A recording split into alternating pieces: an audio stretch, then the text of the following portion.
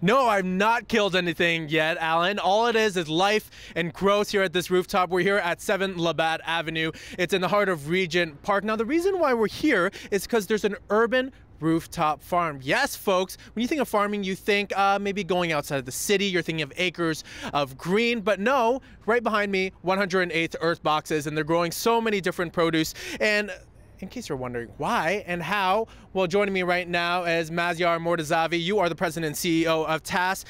You partnered with Cultivate Toronto to implement this rooftop garden. Why did you decide to bring this to a building that was in the 80s, a printing press?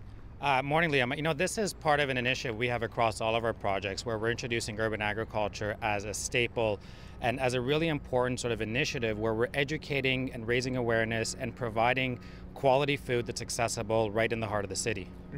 The thing, though, is as a city builder, you look in downtown Toronto, there's so many cranes up right now, and a lot of developers are just erecting concrete buildings. There's no sense of green space or parks. It's not really family friendly per se, but with your developments, you're actually trying to bring in more green space, mixed use, food sustainability, food security. At what point did you decide to focus so much on that?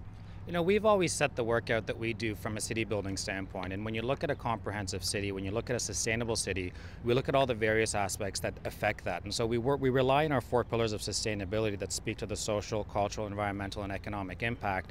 And so when we talk about our buildings, when we look at our sites, we're looking at sort of a ring of impact. And so for us, the issues of sustainability are key. Food access and food security are incredibly important, and so is affordability. So if we're looking to build a great city, we have to build it with a strong social platform. And to us, every one of our projects presents the opportunity to accelerate and advance and really educate around those issues.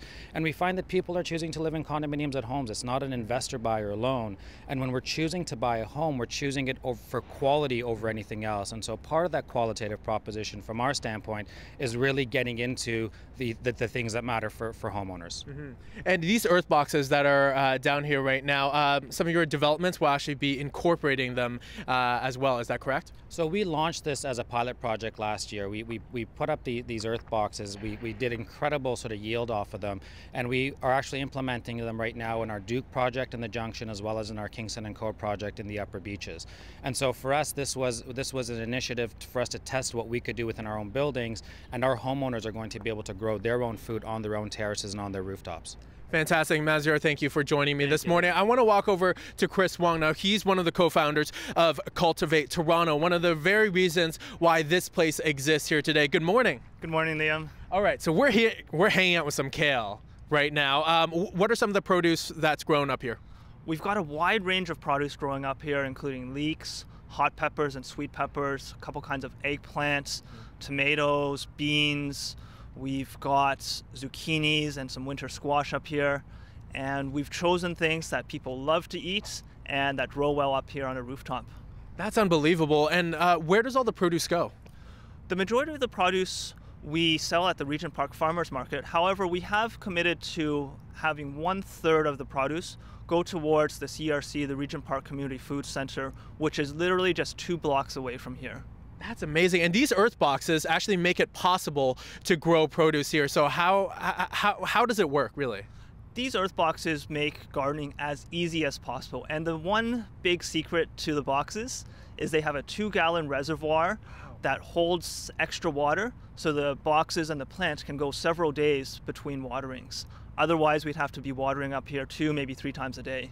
Well, that's perfect too, because people are busy. A lot of people don't have a lot of backyard space or even balcony space. So where can people get one of these boxes? People can buy these boxes through my other business, Young Urban Farmers, and we have an online store directly on the website right there.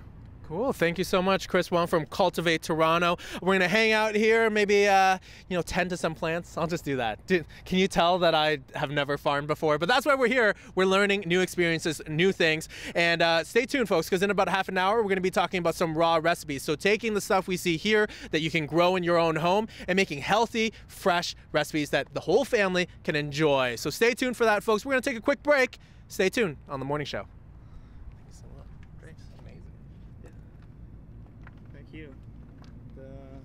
The kale's done really well. The leeks always do well, and they look really nice in the foreground or background. Oh gosh, yeah. And it's insane because you go out and you buy kale and you wouldn't think that you could grow